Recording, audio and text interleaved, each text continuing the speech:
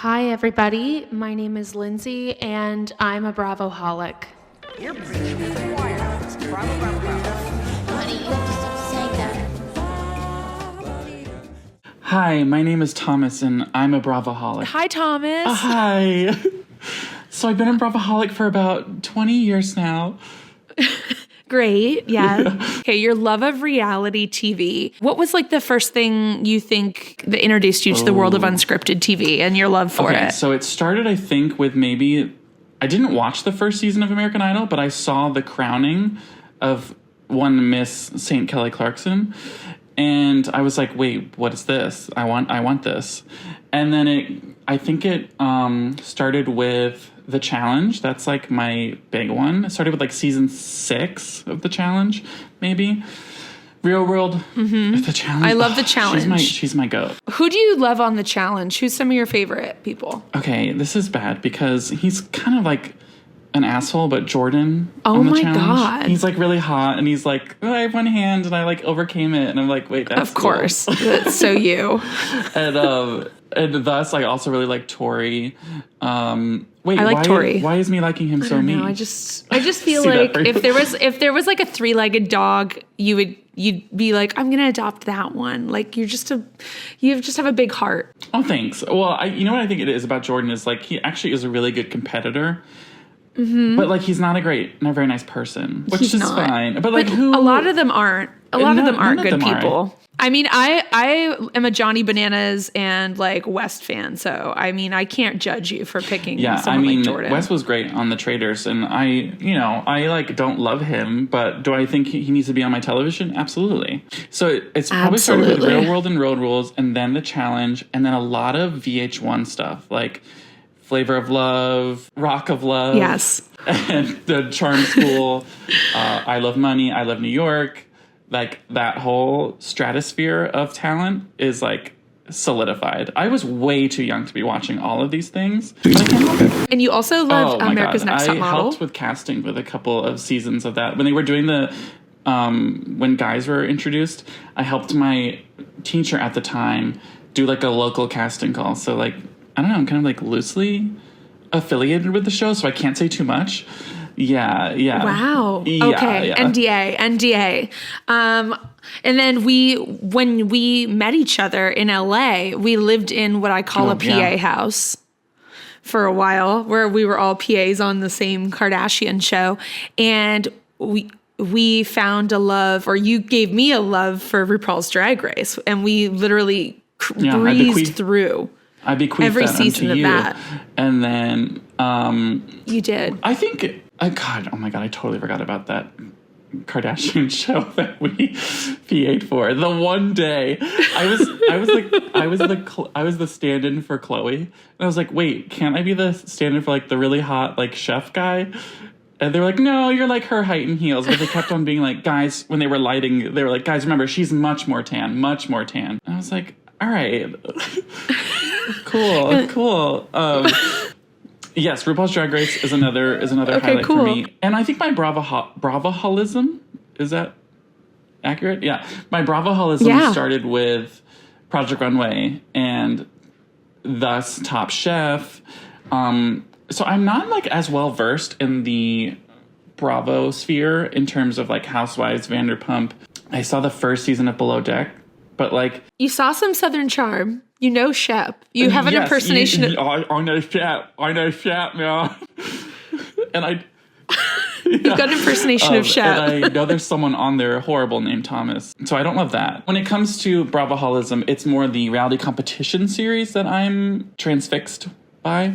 But when something like The Traitors comes about, I have to tune in. Right. Traitors is so good. Yeah. Before we jump into Traitors, I have some other things I want to pick your brain about. One, did you ever get into Vanderpump Rules? I forget. I did not. There's a cast member on Vanderpump Rules. Her name is Katie, and she got a Hellman's Mayonnaise Super Bowl commercial that I've been seeing playing on Peacock, and I'm so excited for her because she is one of the part owners of a new sandwich shop in West Hollywood with Ariana, the girl that got cheated on by Tom Sandoval, which I think everyone knows about at this point. I think you mean Scandival, yeah? Yeah, the Scandival. The Scandival. And so she got a commercial, and it's in her business, but it's for Hellman's Mayo. So that I thought that was cool and worth noting in some topical news.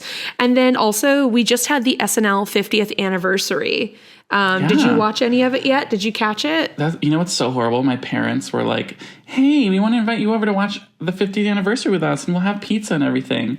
And I just was feeling really antisocial, and I was like, I'm just not into that right now. And I was like, I don't really want to watch that. And then I just saw a bunch of clips, and I was like, God, they're going to like die in their sleep tonight. And the last thing I said to them is, I don't want to hang out.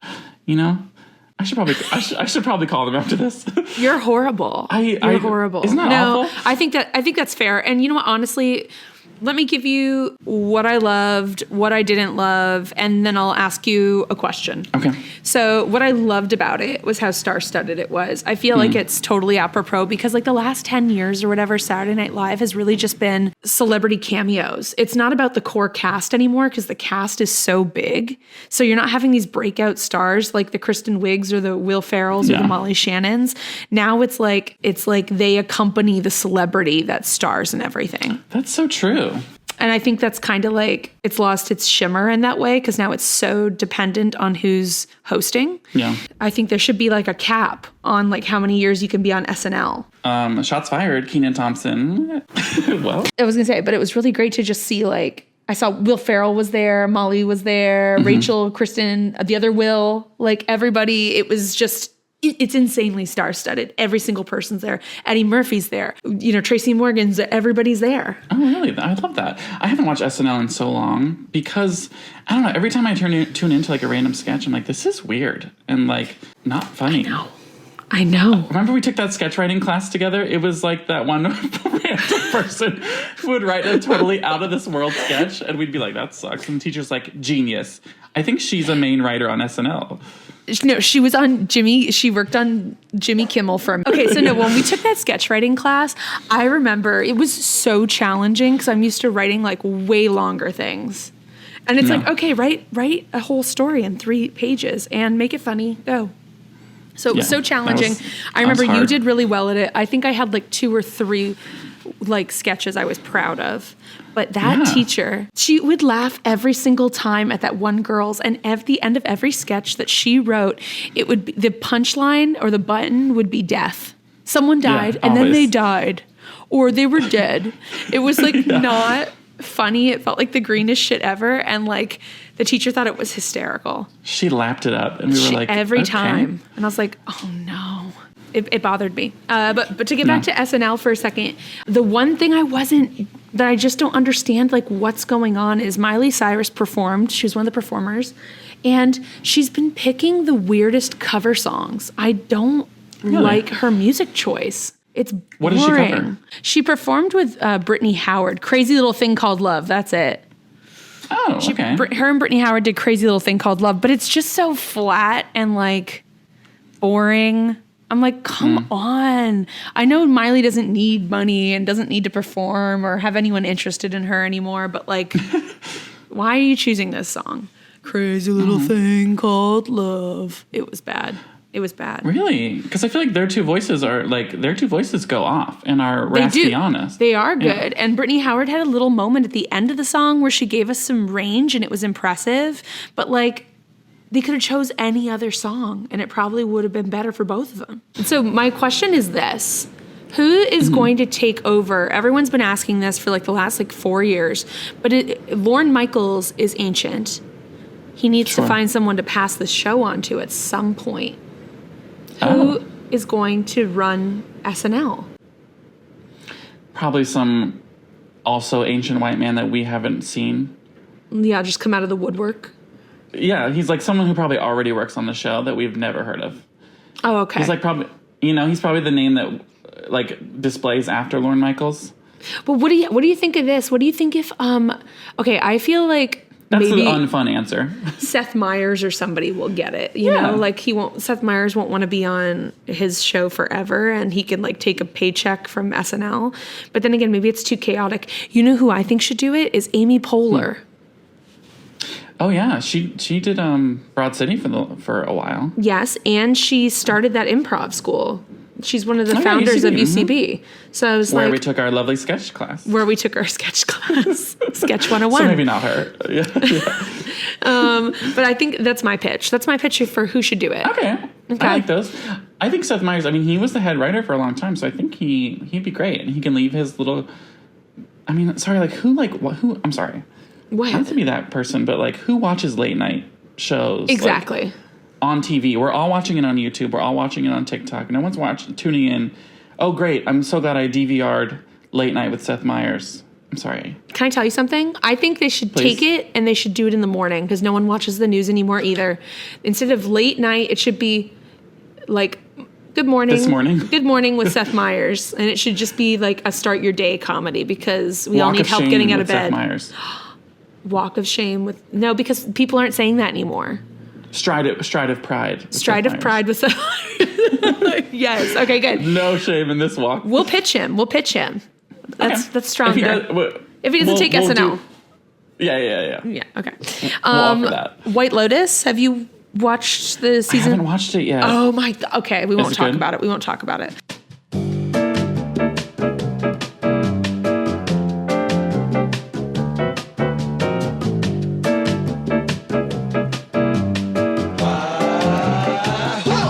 This week's episode of Traitors. Yes. Yeah, Yes. it was This was shocker. I'm so happy that we're talking about it because I have someone to talk to about it because it was a crazy episode. Yeah. There was a lot going on. And I just want to know, like, when the season started, who were you going for? Like, is there a couple people that you're like, before anyone got axed, or does, right after the traitors were appointed, who were you going for in the room? I think oh my God, I also forgot to say that I also watch Bachelor and Bachelor in Paradise and Bachelorette.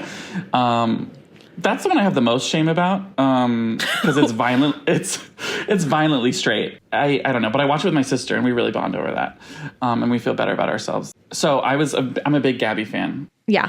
And then watching Drag Race and just seeing how, he was bringing the looks and bringing lots of everything. Bob the Drag Queen was another person I was rooting for. I knew it. I mean, how could I not? Yeah. I know. How could you not? I'm trying to think. This was I forget how many people start out on the Traitors. It's like 24 people. I know. In this episode, they had them lining up on the gravel, and I realized how many were gone. Yeah. And There's 9 of them now. I was kind of shocked. And I think after about 0.3 seconds, I was also rooting for Dylan Efron. Yeah. Because instantly. Because he's hot as Yeah, hell. just- And we God, love my we love an Efron. We love enough Efron. We love a fellow Aquarian man. Right. And I do also look like that in a towel. And I will take no further questions.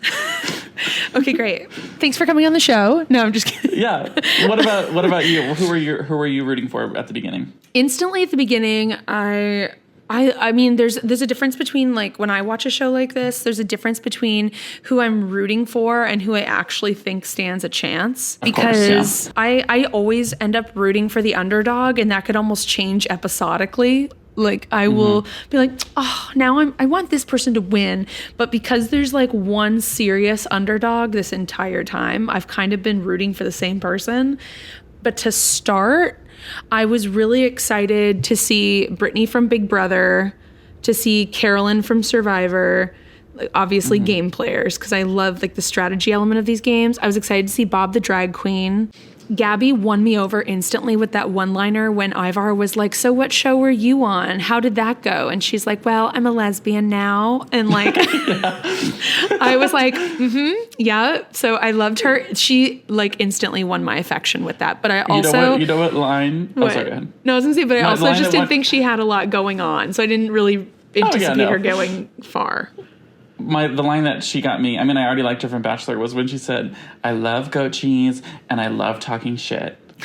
That's what made me love her more.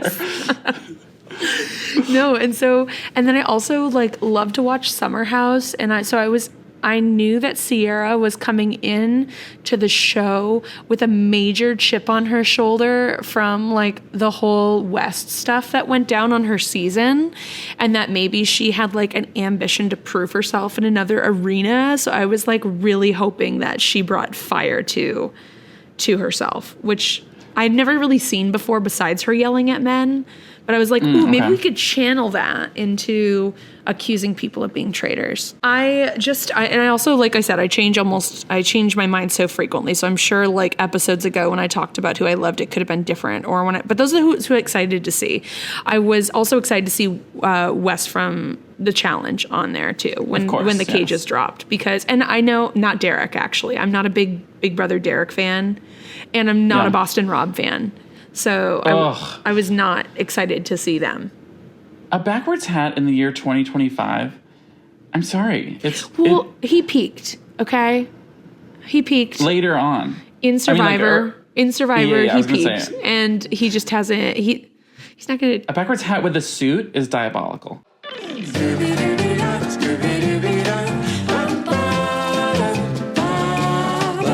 And you know what I found out?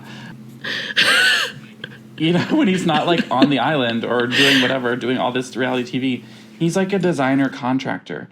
And you know he's going to be like, listen, I don't fudge numbers. Or I'm not pulling your leg. I'm not going to blindside you. This is the quote. Yeah, he probably sounds just like that on the phone. If I was like, beep, beep, beep, beep, beep. Hi, I need a quote for a contractor. Hi, you're talking to Boston Rob. My hat is currently backwards. What are you looking to get done? I need a 2-story home built, and I want it to be, modern, but not like kind of mid-century modern, with character. Oh, yeah, that's our specialty. Do you need it on an island? Because I have experience being on an island.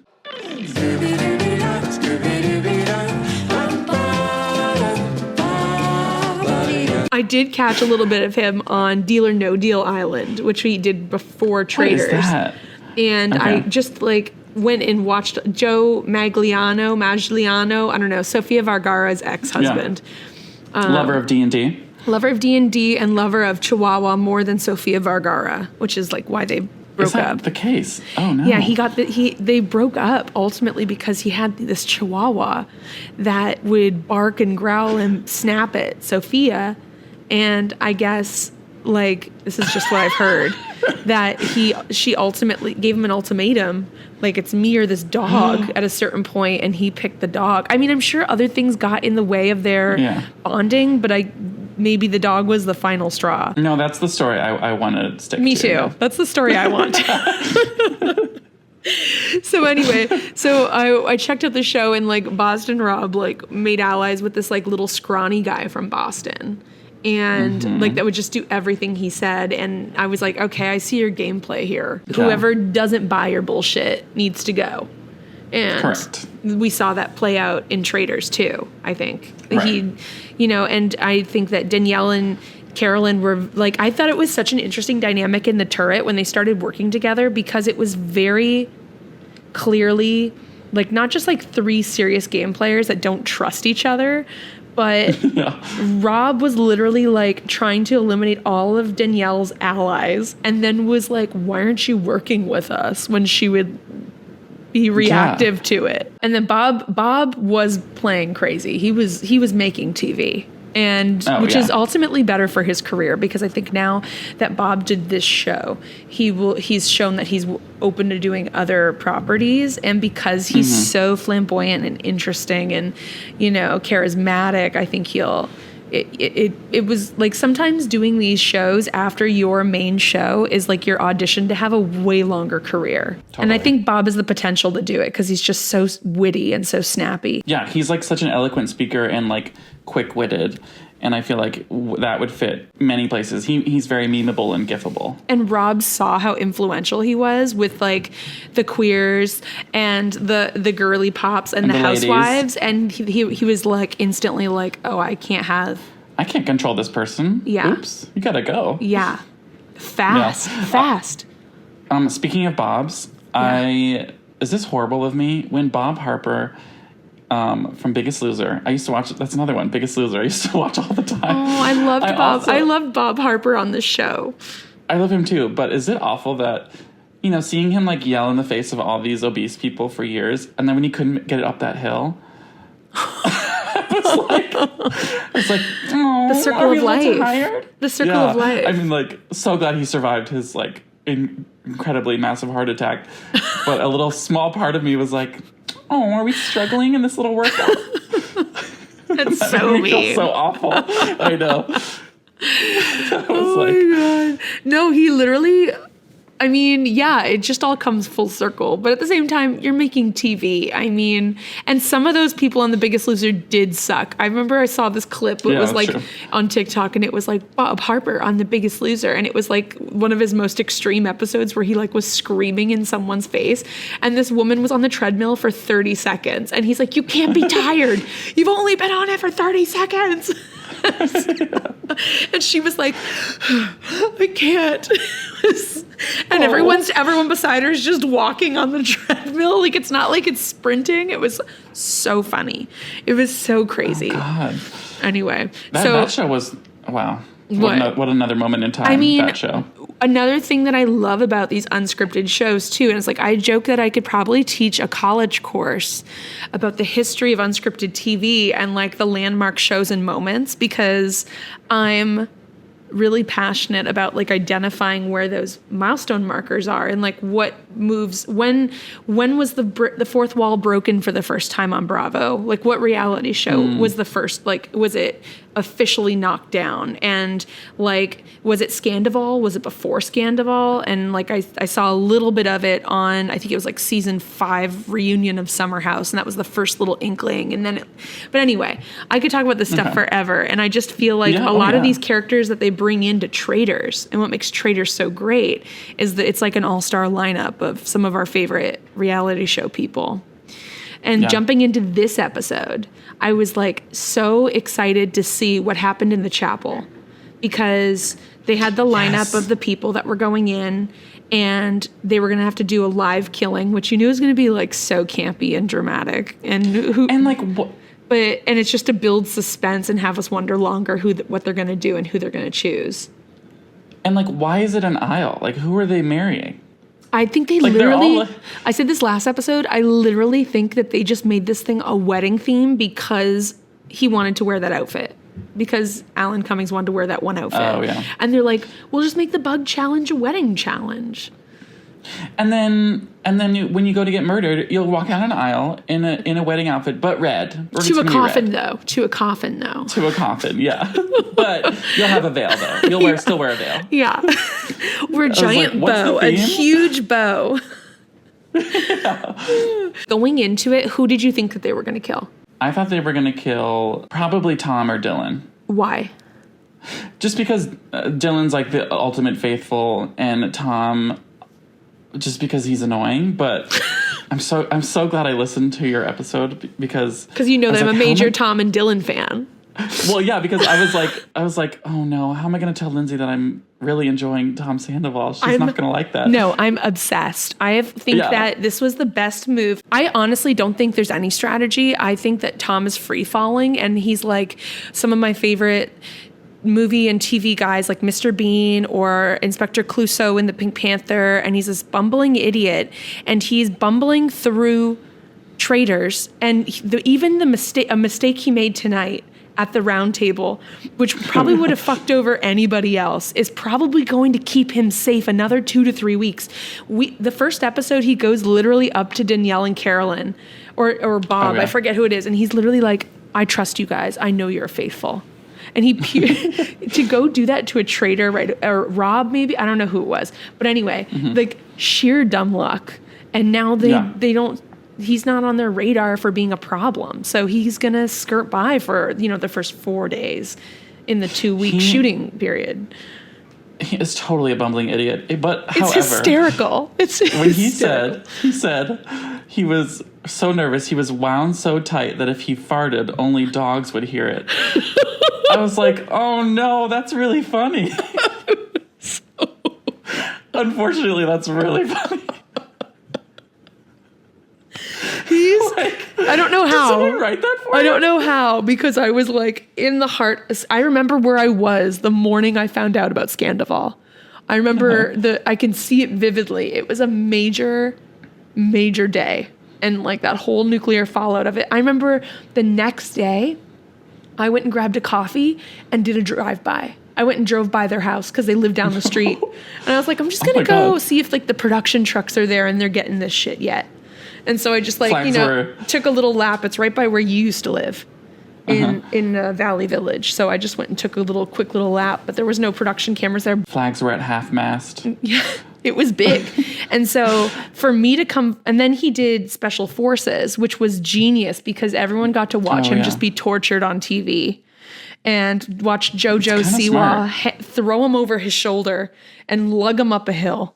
I remember that. Yeah. Oh my God. Genius moves. And then he goes on Traitors and he totally redeems himself. So going into the chapel, I was just like, please don't kill Dylan. Please don't kill Tom. Like, it's all I'm here for now is to watch watch them play the game. Watch Tom want Dylan to be his buddy and watch Dylan try to be he is a better version of Pilot Pete. I hated Pilot Pete last season. I don't like anyone who's self-righteous. I really don't. Pilot Pete is like, again, I'm going to sound awful, but this is why we watch reality TV, to love goat cheese and talk shit. Yeah. Pilot Pete is not cute enough to be like that like smug kind of guy. No. But maybe last season he in the group of people, maybe he felt like he was. I don't know. Yeah. Not with Dylan there. Not with Dylan there. And the only downside to Dylan staying on the show this long is like more women falling in love with him, which just makes it harder for me. For you, yeah. But that's fine. I can wait another 20 years. Do you know where he lives? Natalie said he lived in like a beach town. But he's in California, but it's not here. It's not in LA. Okay, well, we can fix that. I think he has a girlfriend. Okay, and? Anyway, so I was just like, please don't kill them. And I was honestly hoping they killed like Dolores, or I was hoping they killed anybody else. I was really bummed that like Sam wasn't up for murder. I hate Sam. I hate Ivar. I literally have a note here. Sam and Ivar, who...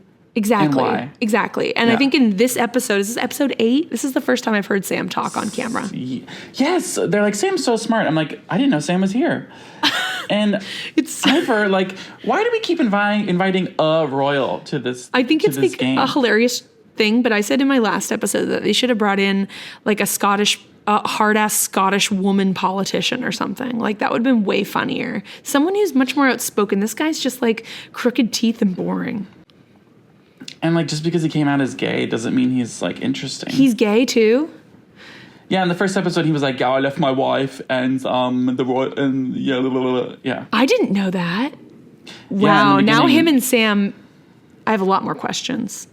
Okay, I have so many questions about Sam because who is this person who was married to Britney Spears? Like, what was the nature of that relationship? Exactly. And he's so PR coached. Like, he went on the Viall Files and he did an interview with them. I listened to the entire thing and he didn't divulge anything besides that they like to watch cartoons together and he would make her steak.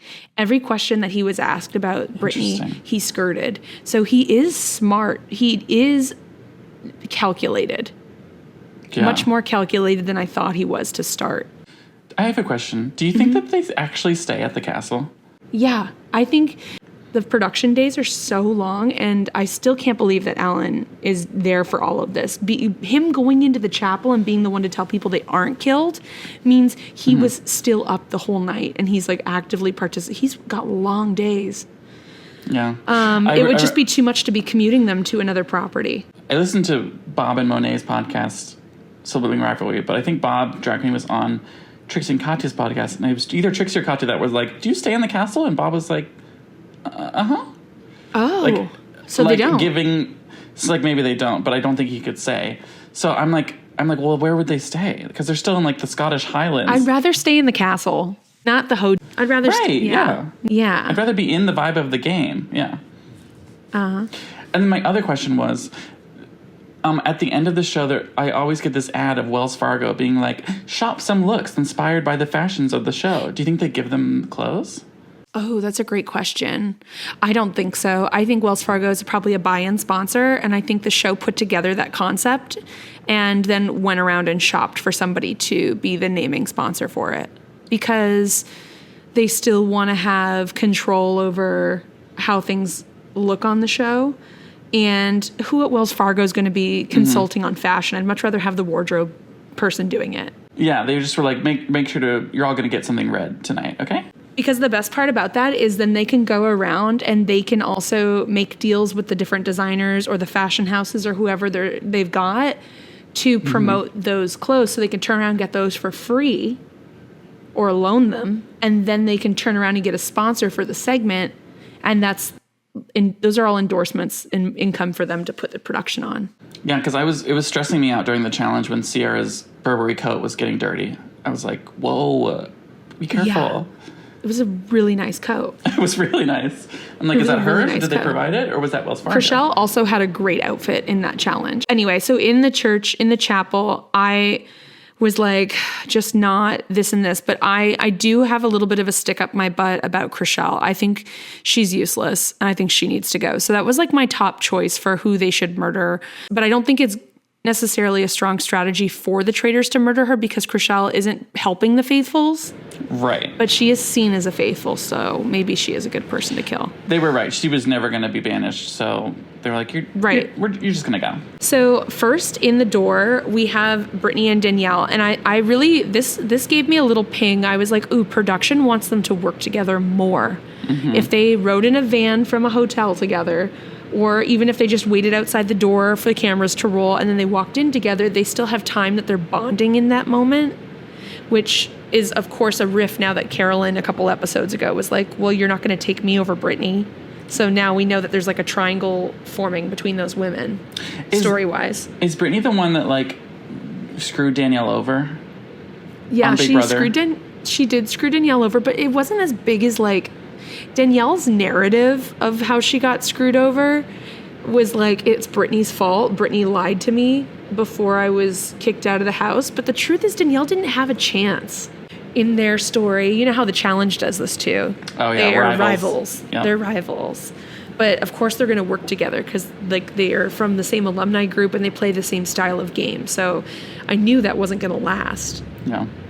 Because if Danielle's got to trust anybody, she's better off trusting Brittany than a monster she doesn't know. So anyway, they come in and they're sitting together. How do you feel like their games are going so far? Danielle is a hot mess. I think she's not good at this game at all. I was like, okay, she's like doing okay. And then when it came to like, okay, Boston Rob has got to go, so I'm gonna go after Carolyn. It's like, what? That was I know, in so the same episode. crazy to me. In the same episode. And so now, I mean, I don't know if you want to like jump to the end, but when she's like trying to No, don't jump to the end. Don't jump. We'll get there. Okay. We'll get there. Yeah, so like I think Danielle is like a hot mess and like shaking and crying all the time. It's kind of a lot. It's too much. It's too much. I think her hormones are broken because she's spending these late nights thinking beyond her reach or something. I don't know. It's not good. And Brittany is another one where I'm like, I don't know who you are. And like, she's playing so low key. Like if that was a guy, someone would have called her out by now. Yeah, exactly. Except Ivar is doing it, but like, I don't think anyone even, I think no one plans to include Ivar in the finale. So it doesn't matter if he's there. Yeah. I feel like it's the one thing everyone's on the same page about in the house is like, well, no, Ivar's not going to take home any money. Yeah, this royal, no, he's all set. Okay, next in the door is Gabby. I was excited to see Gabby. Yeah. Love. I just imagine like Tom and Gabby are in the finale trying to figure out who the traitor is in the group.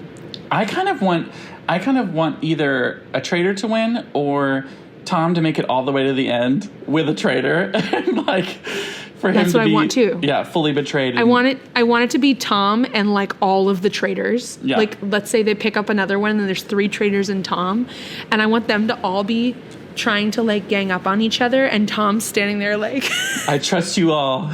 look We got them all. I trust you all. Green. That would be incredible. Like, are we just doing eyebrow work and like eye work for the camera? Like, okay. So Gabby comes in and she tells the group that Alan showed up to tell her that she was safe. Yeah. I feel like she's a good faithful, but like also is like open to many theories. Like, I think she's been playing a pretty good game. She is. And she's got a good, like, her and Carolyn actually have a really good working relationship. I think Gabby is Carolyn's number one that she trusts. Yeah. And I think that's really good for Gabby. Yeah. Yeah. Okay. So then I start at this point when Gabby comes in, I start praying that like they got rid of Chriselle, because I'm like, I just can't have her throwing votes at Tom, rogue votes, not voting with the other faithfuls and just voting for Tom again. It's annoying. And she's like copping out of challenges and not winning money for the end. And that's a big thing I have a problem with. Some of these people on the show are like looking for shields and like don't care about the money. And I'm like, the shield means nothing if there's no pot at the end of the show. Right. Yeah. Like, I know that they might have a recoup challenge close to the end where you can get like some serious money, but like also at that point last year, it was a bunch of women that honestly couldn't do anything in the challenges. Kate. Remember that? Do you remember that? Yeah, Kate. Yeah. Just showed up. It's just, anyway. Yeah. Okay, so then Tom comes in and I'm thrilled because my boy is alive and well, still here for the show. And I'm just really excited because my prediction for this episode is that because Tom got some accolades for getting Rob out at the end of the last roundtable, that he's going to start to get an ego fast. Like something about, he's going to take that and that leash and he's going to run a mile with it. Yeah. And his ideas are all of a sudden going to be like cemented, and he's going to be less open to suggestion, and he's going to be trying to persuade people now because he thinks he has influence, which is great. Yeah, I think it's going to be great because people are just going to get so annoyed. Then Sam comes in. He actually has kind of a good idea. Yeah. That they should be asking everyone that. No, it's the first time he talks, and it's a good idea, and I hate him for it. I hate him for it. And so he has this really good idea, and he's like, guys, let's make everybody that comes in describe what Alan was wearing. And everyone agrees, but then they so quickly backtrack on it. So Tom. So it's a good idea, and then Carolyn is the next person to come in. And they keep showing Danielle, and Danielle is like, I just don't get her. She's just so erratic and so unregulated.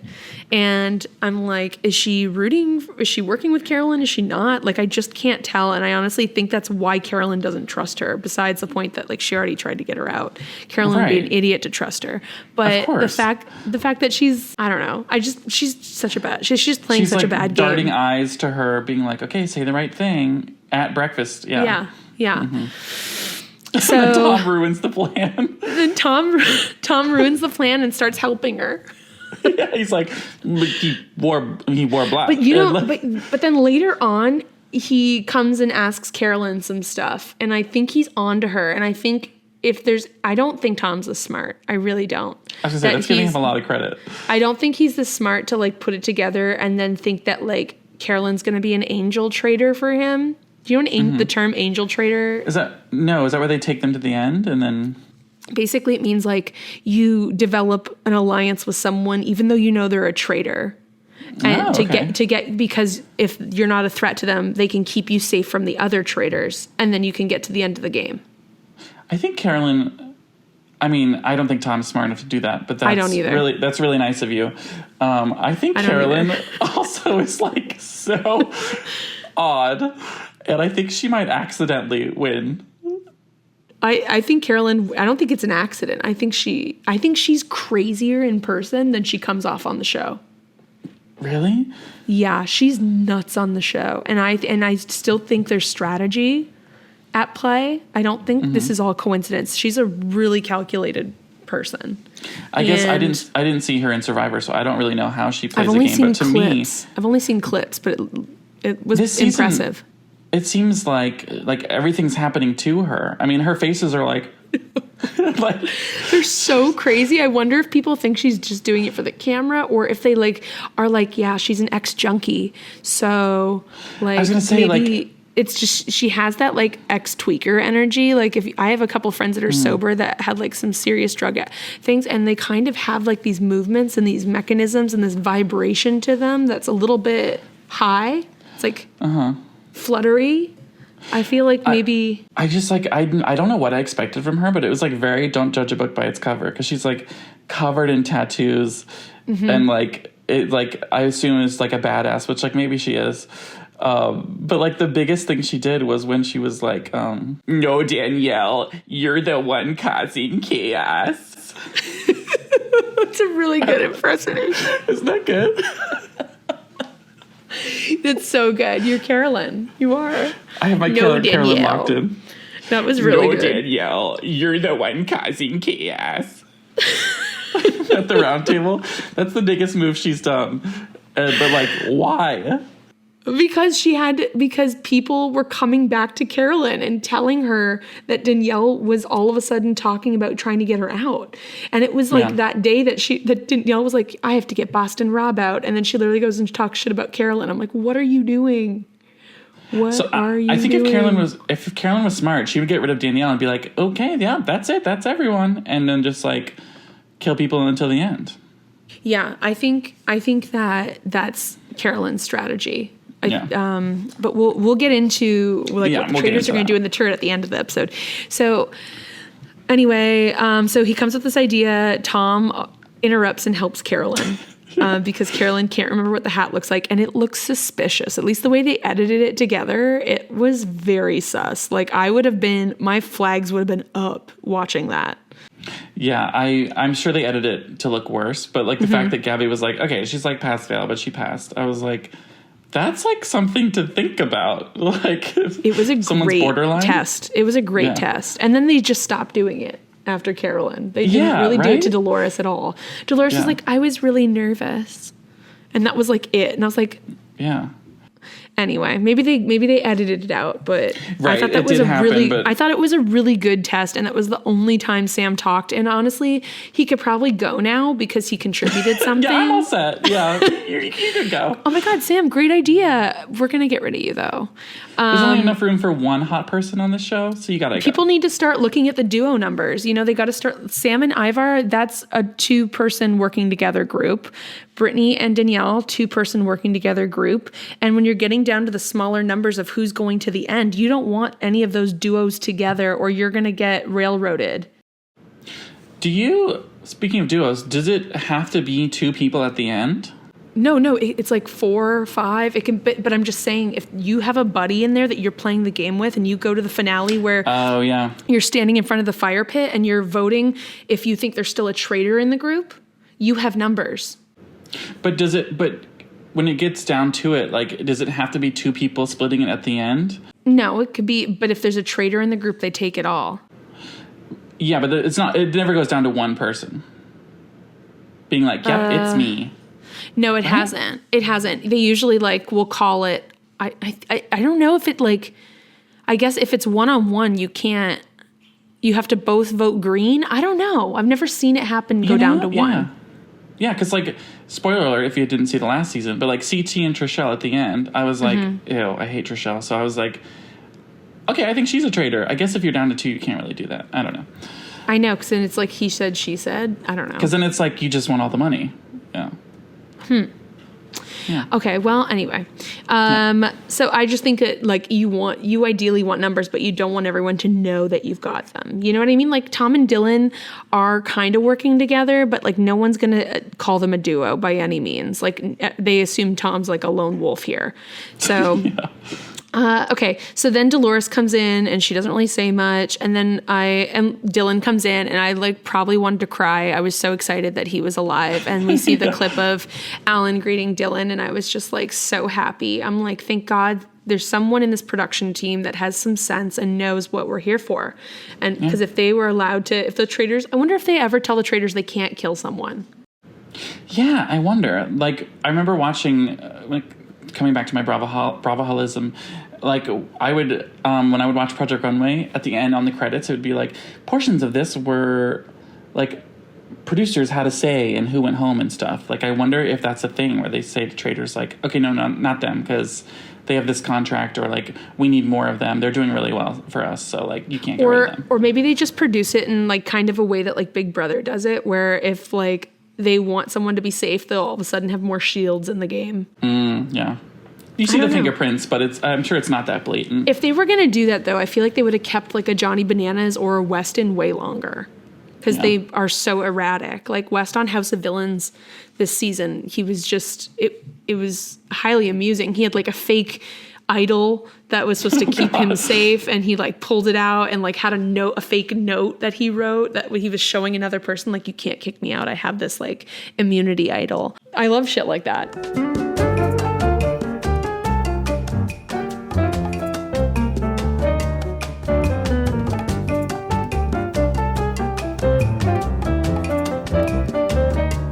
Dylan's back, and the girls can all scream and be so happy. And the gays. We find out Chrishell's gone. Okay.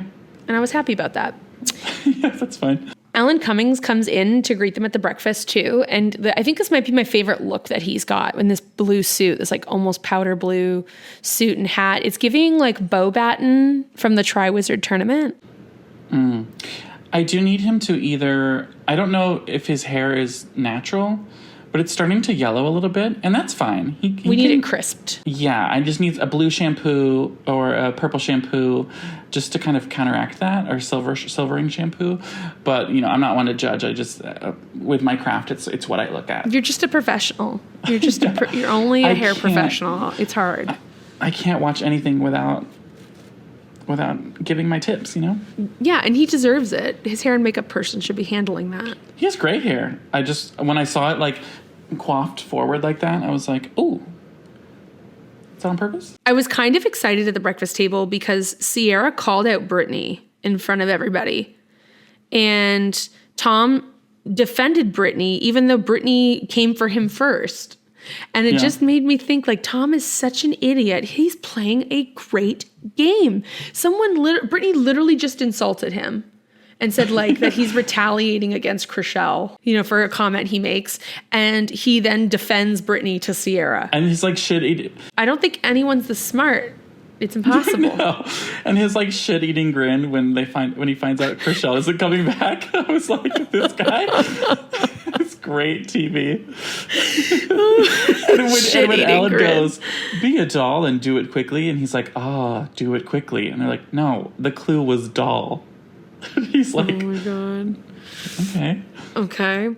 So I really think that Sam came up with this plan, and Carolyn kind of buffed it. Like, she kind of didn't really answer what Alan was wearing. I think this could work really well if Danielle gave any shits at all about actually working with Carolyn as a traitor. This is her opportunity, because Carolyn now needs information from Danielle. Danielle can go to her and tell her what the Faithfuls were planning at the breakfast table, and can tell her that now maybe there's a sniff of suspicion on her. And then maybe Carolyn can trust Danielle more. Like, Danielle hasn't had any tools to make Carolyn trust her since she tried to get rid of her so badly. And I don't think Danielle's smart enough of a game player to see the opportunity here, but like the fact that they came up with this plan and Carolyn kind of buffed it, now this could be something that bonds them a little bit. It could be something that gets them working together again if they have a conversation and like Danielle makes it look like she's actually caring about Carolyn's status in the game. Yeah. But it doesn't happen. No. And it doesn't happen. So it was a big missed opportunity. And then we jump outside and we see Tom, Dylan, Gabby, Carolyn, and Ciara talking, and they're seated like what looks like a Tommy Hilfiger ad.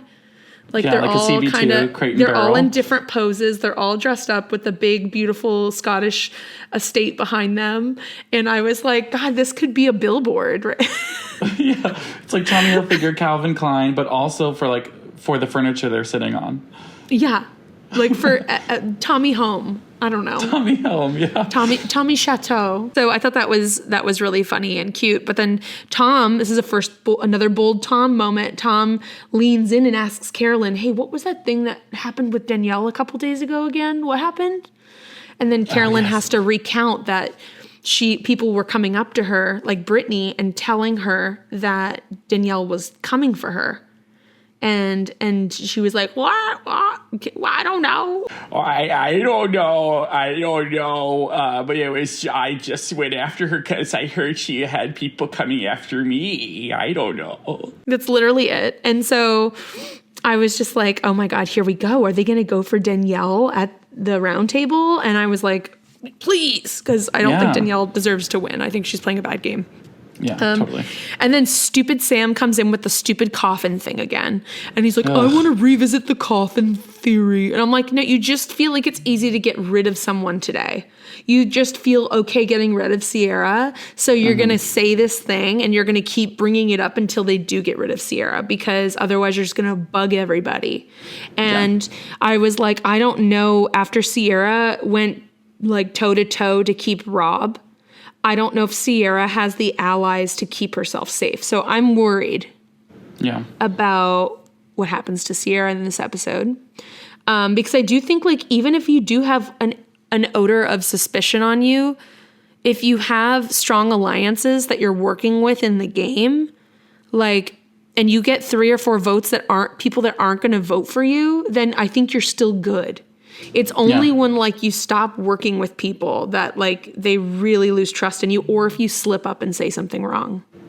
If nobody's talking to you before the roundtables, that's a problem. Like, it's a big problem. And I think they're starting to figure that out, because after the challenge, we'll talk about it. So we have the challenge, the 2 teams, they have to go in, and they have to, like, it's the bird call challenge from the previous season, but they made it way harder, and they've got nursery rhymes being sung backwards in creepy dolls, and then they're all the people that go with Alan have access to a shield and everybody else doesn't. Yeah. So then everyone that has access to go with Alan to play the dolls and regurgitate the singing isn't doing it, and they're all just looking for the shield. And then Tom ends up being the only one that's trying to win money, because what's the point of a shield if there's no money at the end of the game? Like, I would be personally eliminating people that weren't, like, I would have set a foundation early at the round table. If you aren't actually trying to get us money and you're so worried about a shield, that's suspicious. And I would have tried to set a culture of, no, you're trying to get money. I think he also really wanted to sing for America. I think he was excited. He's like, I think I'm the only one in this group that has an ear for music. He literally said that. He was like, I'm the only one who's really musically inclined, so this is my time to shine.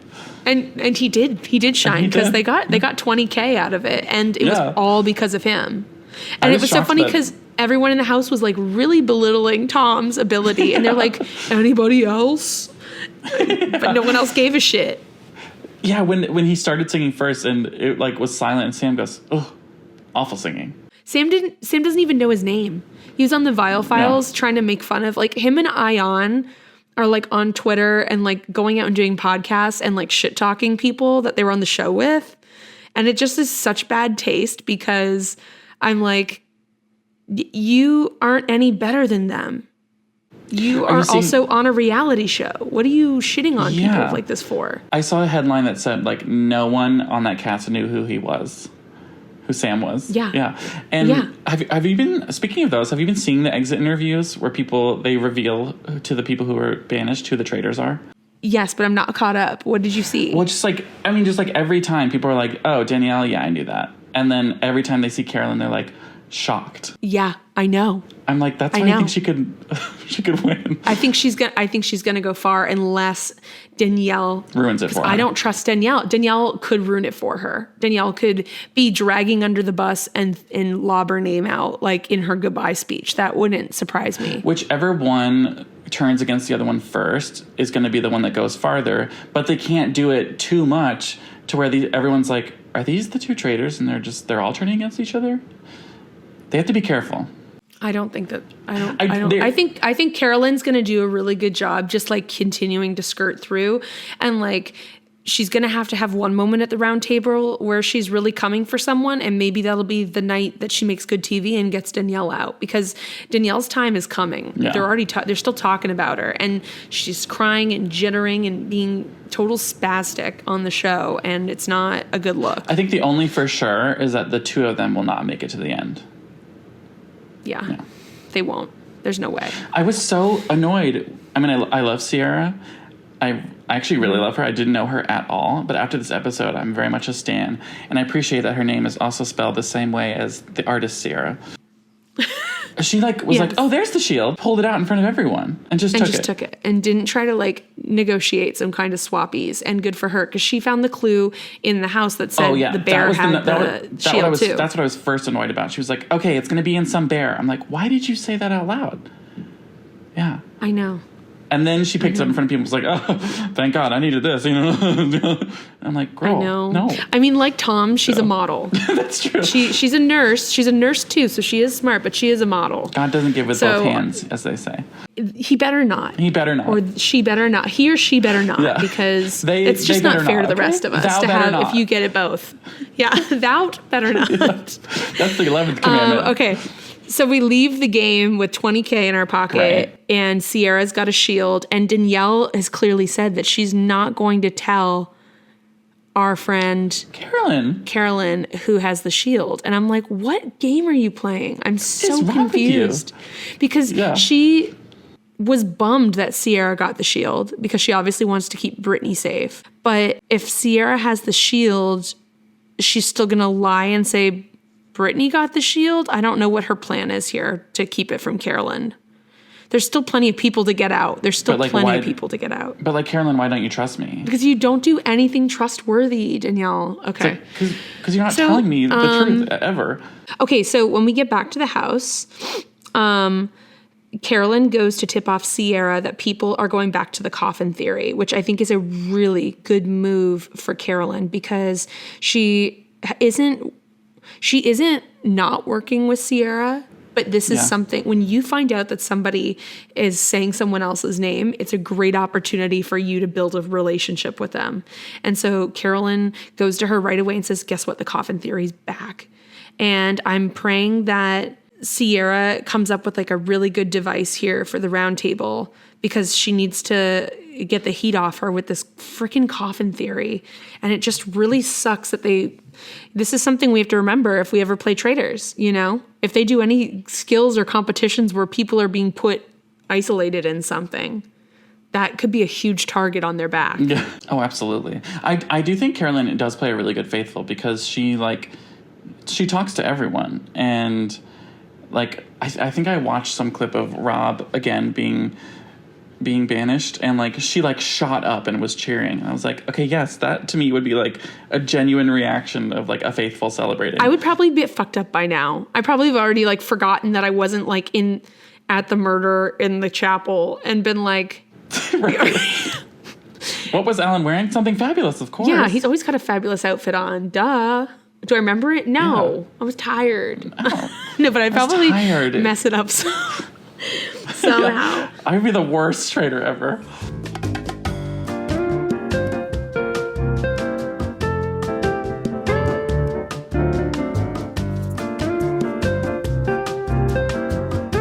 I would have been gunning for Danielle for weeks now, because of how crazy.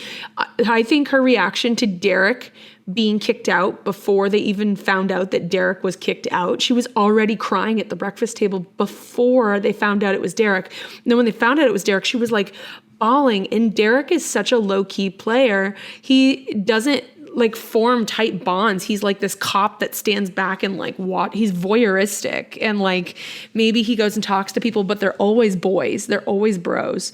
And so for Danielle to have that visceral of a reaction was just so bizarre. Well, apparently they're friends before? Even if they were friends before, and even if they're both from Big Brother, if I saw Danielle's reaction at the breakfast table, I'd be like, wait, Danielle, I thought we were close. Why are you having this big of a reaction about Derek? That would have pinged me. I think you're right. I think if I were on this show, I would want to be a faithful, but I would want to be the messiest faithful ever, because the Traitors love a chaotic faithful. but I'd be like trying to figure out who it is. So like, I would need to be a traitor. You know this. Oh, really? Yeah, because everyone would meet me and then assume I'm a traitor. So I at least have to be able to kill people to stay, because I'm probably going to be kicked off within 5 episodes. Because I can't not play. Yeah. I'm going to want to be crazy. Yeah. And I'm the opposite. I can't lie. They'd be like, "Are you a traitor?" Like, no. Yeah, you literally can't lie. You would lose. In 2 seconds, I'd be like, what is a traitor? I would do so good as a traitor. I would need to be a traitor. You would, yeah. And if we were on the same season, you'd be my angel traitor. Yes, I would. And then at the end, but then I don't know if I could take you to the end, Thomas, because I think you would accuse me of being a traitor. No, yeah, you'd get rid of me right before the end, and I'd be like, "Thank you for the screen time." We'd have like an aside in one of the rooms, and I'd be like, "Hey, listen, I know you're a traitor, and I've had a really good time, so you can just go ahead." And then I'd be like, "Thomas, I'm not a traitor. Why do you think you always do this?" And then you'd be like, I'd like gaslight you about it and deny it, deny. And then you'd be like, "Oh, but I think you are." I think you are, though. But whatever. But really, who should we kill tonight? Chriselle, great. Okay. Oh, you know what actually would be the best case scenario for me? I think is being a traitor who gets seduced. Like, I would become a really good faithful, and then actually you'd be brought in as a traitor. I'm literally already stressed out. Never mind. You know that I would recruit you. I would recruit you, because you would either, one, be a great shield for me because you'd fuck up and they'd find out you're a traitor and then they'd go after you. Or I would share the money with you because I'd be totally down to do that. Oh my God. Wait, that's the perfect scenario. That's the best case scenario, is I bring you in like now, this point at the game. Okay, well, we gotta play this for And then real. you have to keep your ear out for people talking about me in your faithful groups. Yep. Okay, that's what we have to do. We need to. On Bob and Monet's podcast, they talk about setting up a traders game for their group of friends. We need to do this. Okay, if we do it though, we are going to go rent a castle. Yeah. And we have to invite everybody and like not tell them, and then send them like invitations with like fancy writing on them to like be at this castle at this date. Yeah. But this is going to suck, because if it's really our friends, they're going to kick me out early. And if I'm paying for a lot of this, I don't want to be kicked out that early. Well, okay, how about if that happens? If Natalie's there, if our friends are there, Melissa's there, they're going to all kick me out. If that happens, you can become Alan Cumming. Does that help? Okay, that's fine. Okay, that's fine. Better. I can help, okay. but then I better get to. Okay. That should be a caveat. Like, no matter what, Lindsay can't be kicked out before round 5. Handicap. I'll take the handicap. I have a handicap because I organized this. Okay. And this week I found another immunity idol. It's like, okay, good job. Wait, that's actually totally fair. Like, you can't even write her name down until week 6. You know what? At the very least, you could write a D&D campaign where we're playing traitors, and we could do like a virtual game. Okay, perfect. That'd be really cute. Okay. So we're at the round table, and first thing that happens is Tom fucks up. And Tom announces that women are better cheaters. And then everyone, literally, he's not even done saying the word cheaters, and everyone jumps down his throat. That's incredible. Everybody, thank God Chriselle was gone, because she probably would have had a coronary. Her nose would have started bleeding. They all jumped down Tom's throat, and he's like, I meant to say traitors. And they're all like, yeah, you did. And I was like, this is so perfect for Tom and his game, because no one in that room thinks Tom's a traitor, because he says things like this, because he fucks up so much. There's no way anyone thinks he's a traitor. He's such a good faithful, and he's a faithful that's never going to actually figure out who the traitors are. Yeah. It's poetic. It's so funny. I was literally out loud laughing when this happened. Yeah. And then Ciara jumps in right away, and she brings up Danielle, and I was like, hell yes. Yeah, she talks about the coffin theory and how, like, let's put this thing, like, to rest. Let's put the nail in the coffin. They make this analogy a lot. It's like, you guys don't really think I'm a traitor. You just want to get rid of this theory. You want to eliminate the theory. And she's so right. But then she doesn't say right away, like, who they should be going up against instead. She lags for a minute, and she's lucky that Brittany says something because it almost sets her up to then say, well, actually, I think it's you, Brittany, because of XYZ. And then Danielle's like case for herself when Ciara goes for her, and she's like, I could hear the fakeness. She was like, I'm a faithful, you guys. Like the way she said that, I was like, okay. She was no, like, you're not. I voted for Rob twice, and all the people who have been sent home are my friends. To me, I'm like, that sounds like a really good case for you being a traitor, actually. Yeah, it could go either way, but I think the group is so stupid that it's going to work. At least for this week. At least it gets her free from this table. But she's going to have the biggest target on her back. I think bigger than Brittany next time they go in. Okay, I have a very interesting question for you. Okay. Because at this point at this round table, when she says that, and I'm like, oh, she's obviously lying. I'm thinking they're all dumb because I know the answer. Do you think this show would be even better if the audience also didn't know who was a traitor and who was a faithful? That's a great question. Because we'd be reading their body language and what they're saying and what they're doing. Like, would it be even better if we also didn't know? That'd be a really cool season if they did that.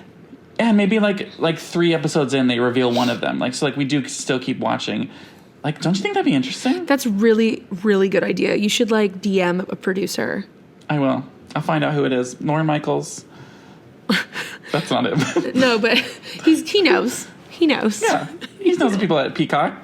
He knows. Someone there knows. Andy Cohen, somebody knows.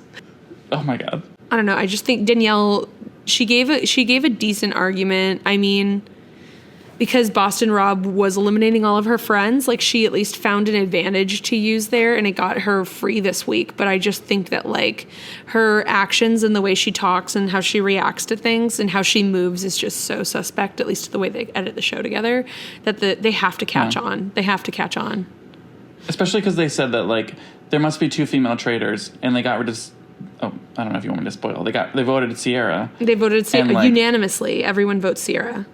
Who's a faithful, so they're like, okay, wow, so there's not a lot of options left. It bothered me so much when they all had their mouths hung a gap, like they really thought she was a traitor. You literally said, I don't know if she's actually a traitor, but we just want to finish this theory. It's like, yeah, no, you weren't sure. No. I didn't, nothing about Ciara isn't, the thing is that there's like just certain people on this show that look like they could lie, and then there's people that look like they could never lie. Yeah. And that's really what you have to go on. Yeah. And Ciara doesn't look like the type that can lie. Yeah. And that's why I think it would be a good show too if we didn't know, because like you'd be having not water cooler talks about the show, you'd be having water cooler screaming matches about the show. Like, Ciara's not a fucking liar. She could never lie. Look at her. Yeah, they're so reserved. That's the only thing that sucks is like no one's really flown off the handle in the round table yet. I know. I want that. Me too. I really want a good screaming match. I really want someone to take it personally. I think the closest we got was Bob the Drag Queen saying, "You are misguided." That was such a good line. Of course, Bob has like the best lines. When he said that Zac Efron was a bad actor, did you like clutch your pearls? A little bit. Were you like, oh my God? I was like, oh, okay, whoa. Sign his banishment papers. Yeah, you went too far. Oh, too far. A little too much. I love that Dolores was like, and your brother's a good actor. I loved it. It was so sweet. And he was like, thanks, Dolores. Thanks, Dolores. Oh my God. So, okay, who do you think is less intelligent? Tom Sandoval or Ivar? I mean, probably Tom Sandoval. But I don't know enough about Ivar. Like, I know. There's been nothing about him. But like, just like, sheer years and life lived on this earth, he's probably a little bit more wise. But all I know about Tom is that he's a buffoon. So I would assume Ivar. But like in terms of this game, I don't know. Like at least Tom is taking shots, a ton of shots, and missing often. But Ivar's kind of just like doing whatever Sam says is good. I think he just wants to sleep with Sam. Now that I know he's gay, he definitely just wants a piece. Oh my God, totally. Yeah. Like that's why he's at his hip all the time. Yeah, he was probably like, "Do you want me to go to the chapel with you, or no? Okay, yeah. I'll go with you." Like, because Sam's got like beefy arms and shoulders, and he's like tall and like handsome looking ish. Oh yeah, before the show I went down an Instagram rabbit hole. Like I was all on his Instagram before I found out he was on the show, and I was like, oh my god, he's gonna be on the show. I'm gonna like know whether or not I should be obsessed with him. And now I don't know because he's had no screen time. Well, the answer is no. The answer is don't be obsessed with him. Yeah, the answer is no. Yeah. He's not a star. Okay, so after the roundtable in the hallway, the guys are talking, and Dylan is like, I feel like Dylan is teary-eyed after every roundtable, but it seems sincere, unlike Danielle. And he's like, I didn't think I just went with the popular vote. I shouldn't have done that. Like, if we don't think someone is a traitor, we don't have to just vote. Yeah. And they're having this discussion. So I really think now that we're going to start to see a divide with certain people. Because I don't think Sam and Ivar are very flexible people. No. And I don't think Brittany and Danielle are going to be very flexible either. So we're going to start to see some more segmented alliances. And I remember last season, Pilot Pete had his own little group that at this point had broken off, and they were like their own group of faithfuls that they knew were faithfuls, and they were excluding people. Right. Remember that? I do. That was good. Of course. I hope something like that happens again. That would be really juicy. And it looks like it's happening with the guys specifically. Of course, boys love to work together. But also, there's only a few of them left. And they're right. It's the traitors have to be female, statistically. And they are right, even though they don't know. So that they're right, yeah. Yeah, so they're talking, and then they meet in the back, like, hidden room and are talking, and then they hear someone laughing, and Dylan comes out, and it's Carolyn and Danielle. Yes. And Danielle tells Carolyn that she's not going to tell her who got the shield. She's like, I'll tell you in the turret. It's so suspicious. It's like she's still trying to figure out if she's going to tell her. And it makes sense why Carolyn doesn't trust her later when they get to the turret. But Danielle's being so weird to Dylan on that couch. Yeah. And she was like, no, it's just sus. And they were working together before. And now she called him sus. And she's like, she's so bad at this game. I don't know if she's just so tired because the days are so long for them.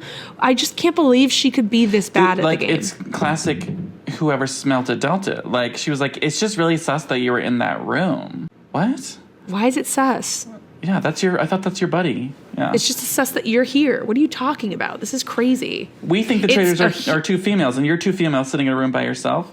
Yeah. How about that? How about that, sus? I was really worried for Dylan, too, and then she made it even worse when he sat down. It was so bizarre. If I was Carolyn, I would have saved my butt there and been like, whoa, Danielle, like, just chill. Like, we know Dylan's a faithful. Like, right, I would have... Exactly. And then I would be like, Danielle, why are you being so weird? Like, I would have just, that would have been my moment. That would have been my moment to do it. And like, because Dylan and these guys have proven that before they go to bed, they tell each other who they think it is. They've done it on numerous nights. Oh, who's going to be murdered? Yeah. That's right. Who they think the traitor is in case they get murdered, other people know. And I would have, if I was Carolyn, I would have taken that moment to take a jab at Danielle because she just proved she wasn't going to tell me who had the shield. And I'd be looking to retaliate. So I would have been like, whoa, Danielle, like, why are you being so harsh to Dylan? Yeah, I thought that's weird. That's really sus of you. As a fellow faithful, like, why are you doing that? Yeah, exactly. Yeah. Isn't that, okay, so that's why I'm like, Carolyn is not playing a great game. Well, okay, Danielle's playing a horrible game. Carolyn's not even playing. She's like... Carolyn's not playing a great game, but she's playing a good game. She's playing a good game, being like, appearing completely clueless, appearing as a faithful, but like when it comes to the turret, like she's not making any of the decisions. It's all happening in spite of her. It's a good strategy though. Because then she can be like, I didn't do any of that. Yeah, and also it doesn't make Carolyn look like she has allies in the house to the other traitors. So if she's never suggesting who to kill, she's also not saying who she wants to keep safe. And if that's the case, then Danielle can't be jealous of somebody. Danielle right now has no idea about the Gabby and Carolyn relationship because Carolyn's never brought Gabby up to Danielle and never like outwardly defended her until... Except in the turret, yeah. I think that just helps because if you look at what Danielle's doing, we've known who all of her allies are every time. When she gets into the turret and is working with Rob and like is saying, no, not him, not her, not her, not him, to literally every person that Rob is listing. Single one, yeah. It's just like, okay, well, what are we doing here? Who? Yeah. Well, let's take it to the turret. Then I was so excited when Alan was like, okay, tonight you can kill or you can recruit. Finally. And the answer for me is they need to recruit. It is absolutely necessary. Yeah. It is absolutely imperative that they recruit. Because if they all show up at the breakfast table the next morning, then they're all going to be looking for who the new recruit is. And that could take heat off of Danielle and Carolyn for at least the day. They're going to be like, I think the women would have recruited another woman or, whatever else they wanted, because that's what they're definitely going to do. Okay, so Thomas, here's my question to you. Yes. If you are Danielle and or Carolyn, what are you doing? Definitely recruiting. I think that's the move, because they're on to them and they think it's two females and they know that that's correct. So I think recruiting. Who? I would say, my first thought was like a forever faithful, like Dylan. Like I would, especially because Danielle has this friendship with Dylan. I was like, oh, perfect. She's going to pick Dylan. But then when she was like, we have to pick a woman, I was like, ew, why? But then it made sense to like get the heat off them and have like a buffer of another woman. But then it's like, okay, if they all show up, that means they recruited, so they would know that they recruited another woman. It's very complicated.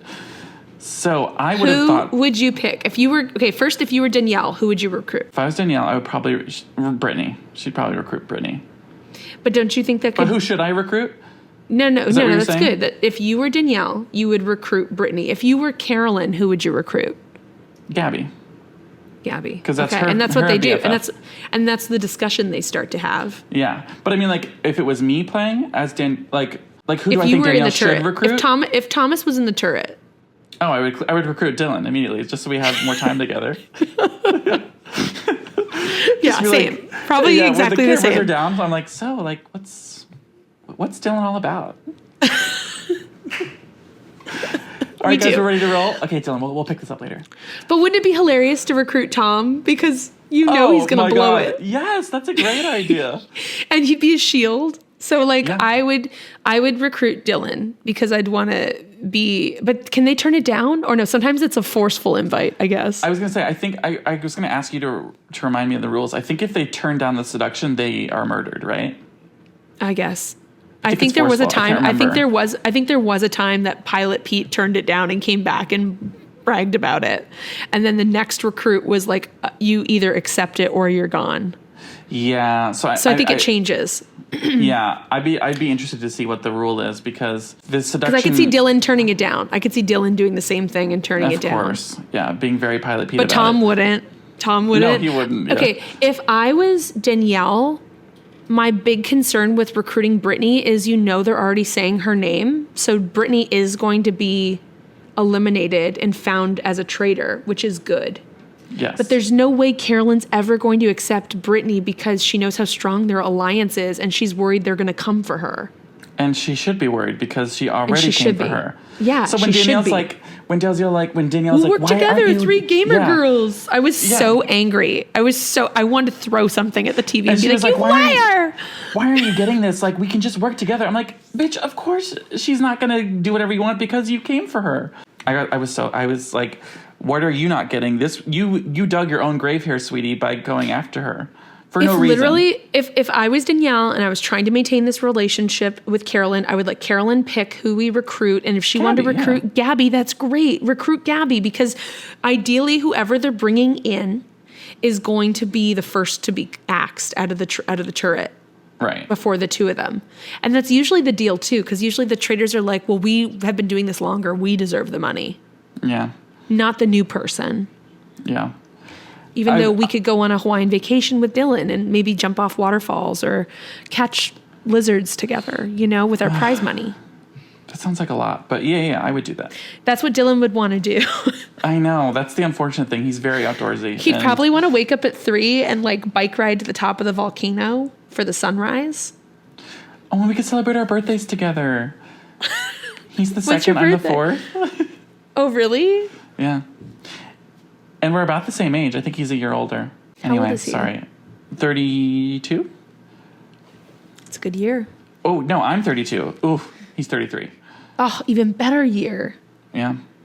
Jesus, so excited. We're engaged. I'm so excited. That's right. I'm so sorry that I'm talking about this like you're not engaged. It's okay. Listen, I know how hot he is. Everyone, you can dream. You signed up for it. Yeah. It's cute. Yeah. It's cute. It's cute. Keep dreaming. Yes, I'm the only delusional one here. That's correct. Well, I'm excited to see what happens next week and like what they end up doing. You know, it's going to be a long night in the turret, and they're going to be fighting with each other. Alan's going to come in and be like, "I would like to leave, so you need to make a decision." Alan's going to be like, "Okay, I'm going to decide because I'm tired." And you are going to murder someone because this is too much. God, if they don't recruit, that'll be the biggest flop. I bet you they're going to end up like picking up Dolores because they can't agree. And it's going to be a waste. Yeah. Well, Thomas, thank you for coming on to Bravoholics Anonymous. Not so anonymous, I guess, because everyone's getting to meet you for the first time. Yes, not only is it not anonymous, I don't feel any better. I'm going to keep watching. Okay, good. This and maybe you can come back addiction. on and we could talk about it more, you know. I'd be honored. Have me back whenever. The thing about Bravoholics Anonymous is we're not really trying to like cure ourselves. We're just trying to find community. Yeah. Oh, okay. Oh, then that's great. There's no steps. Well then, yes. That I found my community here today. Okay, great. We love that. And if anyone listening listened to our previous podcast we had once upon a time called Millennial Movie Moguls. Oh, yes. I know there's a couple people listening that are excited to hear you back on the figurative radio waves. The radio waves. The podcast waves. R.I.P. to that podcast. That was a good one. It was... It was us doing what we loved. Yeah. And here we are doing it again. Yeah, exactly. I'm so proud of you. We don't change. What's change? So proud of you carrying on the mantle. Meeting adjourned. Huge thanks to Thomas Norman for joining me and diving deep into all the Traitors drama. If you love this episode, don't forget to rate, review, and subscribe.